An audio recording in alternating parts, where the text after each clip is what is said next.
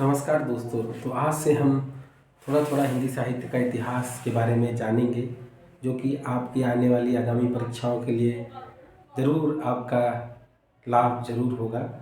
तो हिंदी साहित्य इतिहास लेखन का पहला प्रयास किया गया एक फ्रेंच विद्वान के नाम द्वारा, जिनका नाम था गार्सर तासी।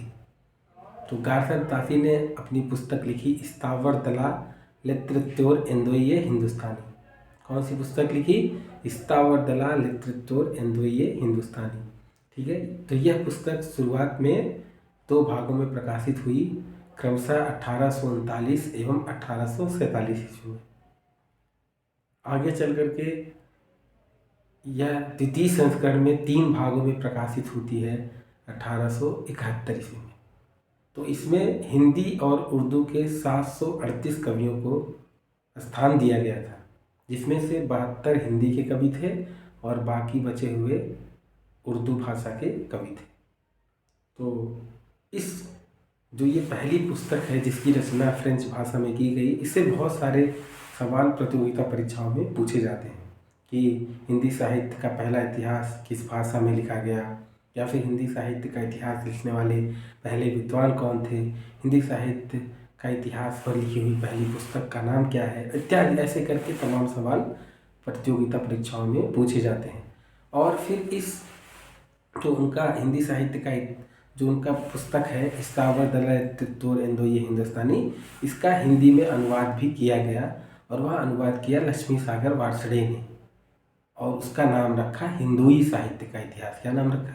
हिंदुई साहित्य का इतिहास, जो कि 1952 ईस्वी में प्रकाशित हुई। 1952 ईस्वी में प्रकाशित हुई।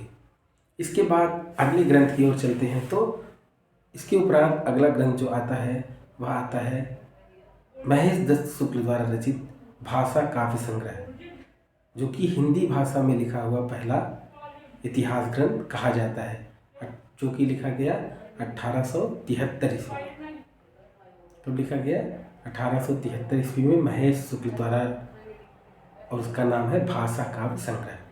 इसके बाद हिंदी भाषा में लिखा गया दूसरा प्रसिद्ध ग्रंथ है शिव सिंह सेगर के द्वारा लिखित शिव सिंह सरोज, जो कि 1883 ईस्वी में लिखा गया।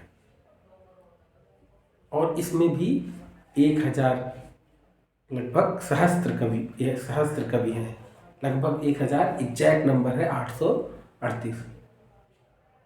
तो शिव सिंह सरोज कब लिखा गया? 1883 ईस्वी में। ये तिथियां बहुत महत्वपूर्ण हैं, क्योंकि कभी कभी ये 3-4 ऐतिहासिक पुस्तकों का नाम दे दिया जाता है हिंदी साहित्य के, और उनके कालक्रमानुसार सजाने के लिए, उनको अरेंज करने के लिए दिया जाता है। तो इन तिथियों को आप जरूर याद कर लेंगे।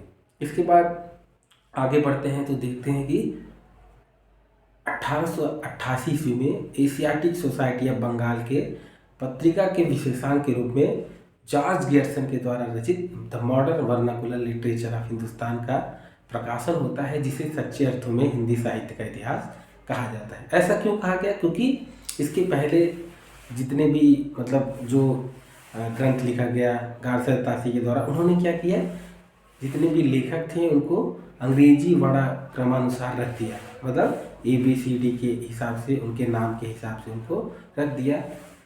इसके बाद इन्होंने ही क्या किया, ग्रियर्सन की पुस्तक जो है the modern vernacular literature of Hindustan, इसमें उन्होंने काल क्रमानुसार जो है कवियों को रखा है, और साथ ही साथ उनके साहित्यिक महत्व को भी स्थान दिया है। सबसे महत्वपूर्ण बात जो ग्रियर्सन की थी वो थी वही क्रमानुसार उनको रखना है, जैसे चारण काल में ऐसा उन्होंने बांट दिया है साहित्य। इसके बाद जिसे सच्चे अर्थों में हिंदी साहित्य का पहला इतिहास कहा जाता है। ये बहुत बार परीक्षाओं में पूछा जाता है कि ग्रियर्सन की पुस्तक का नाम क्या है। ठीक है। इसके बाद जो सबसे महत्वपूर्ण हिंदी साहित्य का इतिहास ग्रंथ लिखा गया, वो लिखा गया आचार्य रामचंद्र शुक्ल के द्वारा 1929 ईस्वी में। कब लिखा गया? 1929। हाँ, एक बात और मैं आपको बताना भूल गया कि जो the modern vernacular literature of Hindustan है, उसका हिंदी भाषा में अनुवाद किया गया किशोरी लाल गुप्ता के द्वारा। किसके द्वारा किया गया? किशोरी लाल गुप्ता के द्वारा किया गया। ये भी सवाल एग्जाम में पूछा जा चुका है कि the modern vernacular literature of Hindustan का अनुवाद किसके द्वारा किया गया, तो वो किया गया किशोरी लाल गुप्ता के द्वारा 1957 में, और उसका नाम रखा उन्होंने हिंदी साहित्य का प्रथम इतिहास। तो ये तिथि भी महत्वपूर्ण है, इसके बाद जो अनुवादक का नाम है वो भी महत्वपूर्ण है, और पुस्तक का नाम भी महत्वपूर्ण है। इसके बाद अंतिम महत्वपूर्ण पुस्तक की ओर बढ़ेंगे तो अंतिम आता है 1929 में प्रकाशित हिंदी साहित्य का इतिहास, जो कि लिखा गया रामचंद्र शुक्ल के द्वारा। तो ये नागरी प्रचारी सभा द्वारा प्रकाशित हिंदी शब्द सागर की भूमिका के रूप में लिखा गया था। ये इतिहास ग्रंथ नहीं लिखा जा रहा था, बल्कि ये भूमिका लिखी गई थी, भूमिका के रूप में प्रकाशित हो रहा था, और इसका पहले नाम था हिंदी साहित्य का विकास। ठीक है, तो ये सारे पॉइंट बहुत ही एग्जाम में पूछे जाते हैं। तो हिंदी साहित्य का विकास नाम से प्रारंभ में वो आया 1929 में, आगे चल के उसको हिंदी साहित्य का इतिहास कहा जाने लगा। तो ये जानकारी आपको कैसी लगी आप ज़रूर बताएं मुझे, ताकि मैं आगे भी आपको इसी तरीके की वीडियो भेजता रहूँ। बहुत बहुत शुक्रिया, बहुत बहुत धन्यवाद। अगर आप हमारे चैनल में नए हैं तो इस चैनल को ज़रूर सब्सक्राइब करें। Thank you very much.